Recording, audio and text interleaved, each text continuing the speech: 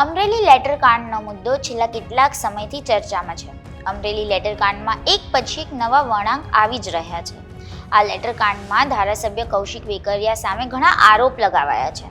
ત્યારે આ લેટર કાંડના માત્ર 24 કલાકમાં જ આરોપીઓની ધરપકડ કરવામાં આવી હતી અને સાથે જ સમગ્ર મામલે એક પાટીદાર યુવતીને અડધી રાત્રે તેના ઘરેથી પોલીસ ઉઠાવીને લઈ ગઈ હતી. ત્યારબાદ જાહેરમાં તેનું સરઘસ કાઢ્યું હતું અને આ સમગ્ર મુદ્દો ત્યારબાદ રાજકીય બની ગયો હતો.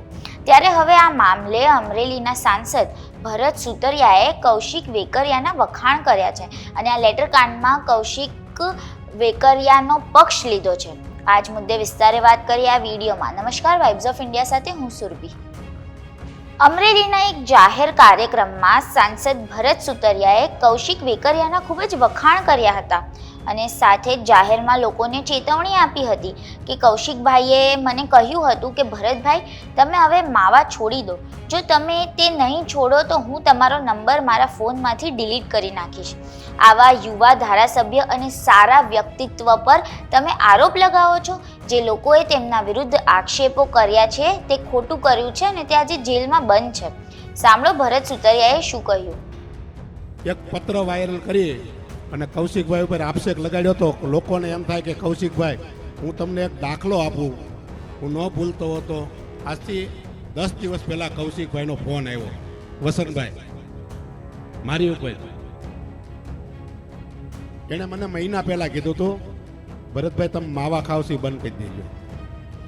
10 દિવસ પહેલાં મને ફોન આવ્યો, ભરતભાઈ તમે માવા નથી બંધ કર્યા, હવે જો માવો ખાઈને આવશો તો મારા મોબાઈલમાંથી તમારું નામ ડિલીટ મારી દે. એ આ કૌશિકભાઈ વેકરિયા છે. એ દારૂવાળાને અને રેતીવાળા પાસે જાય. કેવા આક્ષેપ મૂકો છો તમે.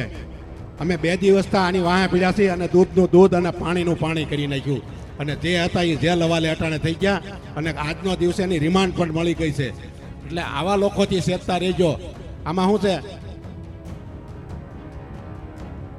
પછી બહુ બોલાવા જાય તો પછી આગળ પાછળ ખુલી જાય ને તો પછી કોઈ મેળના નહીં રહ્યો. હું તમારા માધ્યમથી કહેવા માગું છું, એટલે માપમાં રહેજો. જો ખુલી જાય ને તો પછી કાંઈ માપમાં નહીં રહે અને બધુંય પણ બહાર આવી જાય.